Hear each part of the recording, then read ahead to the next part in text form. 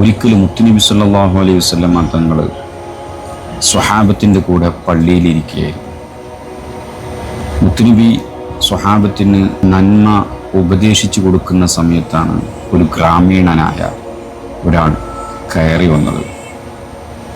എന്നിട്ട് മുത്തുനബി സല്ലല്ലാഹു അലൈഹി വസല്ലമ തങ്ങളോട് വല്ലതും തരാൻ ആവശ്യപ്പെട്ടു. മുത്തുനബി സല്ലല്ലാഹു അലൈഹി വസല്ലമ തങ്ങൾ തൻ്റെ കയ്യിലുണ്ടായിരുന്ന നാണയങ്ങൾ അദ്ദേഹത്തിന് കൊടുത്തു. അത് കുറച്ചേ ഉണ്ടായിരുന്നുള്ളൂ. ഗ്രാമീണന് അത് തീരെ ഇഷ്ടപ്പെട്ടില്ല. ഇത്രയേ ഉള്ളൂ എന്നുള്ളൊരു പുച്ഛഭാവം.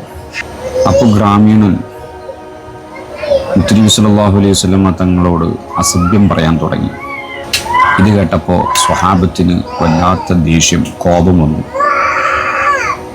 സ്വഹാബത്തൊക്കെ ദേഷ്യം പിടിച്ച് അദ്ദേഹത്തെ അടിക്കാൻ കയ്യോങ്ങിയ സമയത്ത് മുത്തുനബി സല്ലല്ലാഹു അലൈഹി വസല്ലമ തങ്ങൾ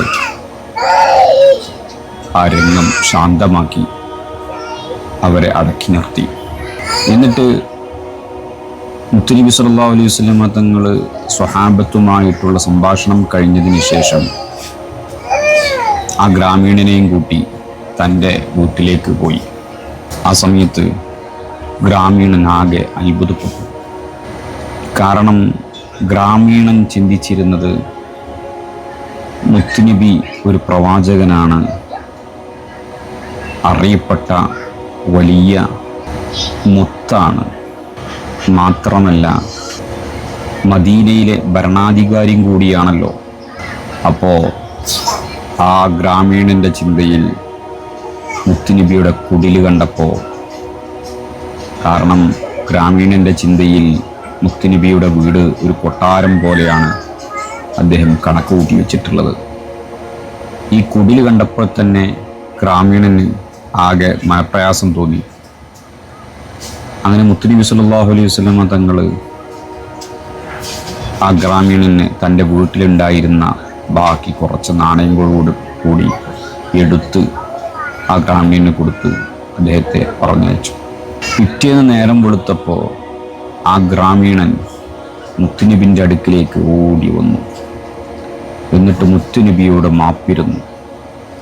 മുത്തുനബിയോട് പറഞ്ഞു, നബിയെ, ഞാൻ ചിന്തിച്ചത് അങ്ങ് വലിയ കോടീശ്വരനായിരിക്കും, കാരണം അങ്ങൊരു പ്രവാചകനാണ്, മാത്രമല്ല അറിയപ്പെട്ട മഹൽ വ്യക്തിത്വമാണ്,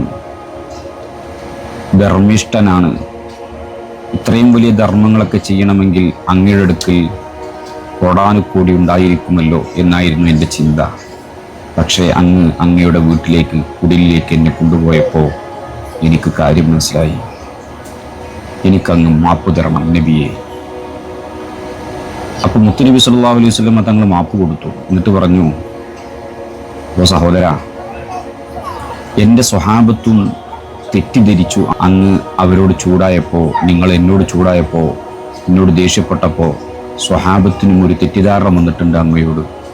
നിങ്ങൾ ആ തെറ്റിദ്ധാരണ സ്വഹാബത്തിനോടും ഒന്ന് നീക്കി കൊടുക്കണം. നിങ്ങളോടുള്ളൊരു വെറുപ്പ് സ്വഹാബത്തിൻ്റെ മനസ്സിലുണ്ടാകാൻ പാടില്ലല്ലോ. അതുകൊണ്ട് നിങ്ങളൊന്ന് സ്വഹാബത്തിനോടൊന്ന് പറഞ്ഞേക്കും. അങ്ങനെ ആ ഗ്രാമീണൻ സ്വഹാബികളോടും മാപ്പിരുന്ന് കാര്യം കേണപേക്ഷിച്ചു.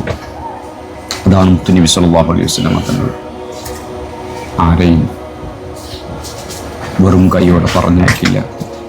ഉള്ളതെല്ലാം ധർമ്മം ചെയ്ത് മനുഷ്യനായി കണ്ടു. അല്ലാഹു സുബ്ഹാനഹു വ തആല മുത്തുനബിയോടൊപ്പം നാളെ ജന്നാത്തുൽ ഫിർദൗസിൽ നമ്മെ എല്ലാവരെയും ഒരുമിച്ച് കൊടുത്തിരുമാറാവട്ടെ.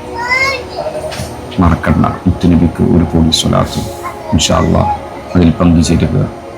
അല്ലാഹു വിജയിപ്പിക്കുമാറാവട്ടെ. ഇൻഷാ അല്ലാഹ് ഇതിൻ്റെ ലിങ്ക് താഴെ കൊടുക്കുന്നു. ഗ്രൂപ്പിൽ അണിചേർന്ന് മുത്തുനബിക്ക് ഇൻഷാ അല്ലാഹ് ഒരു കോടി സ്വലാത്ത് കൊടുത്തേക്കാൻ നമ്മളെല്ലാവരും ഒരുമിക്കുക. ഹബീബിൻ്റെ പൊരുത്തം നമ്മുടെ ജീവിതത്തിൽ അല്ലാഹു നൽകുമാറാവട്ടെ. അസ്സലാമു അലൈക്കും വറഹ്മത്തുള്ളാഹി വബറകാതുഹു.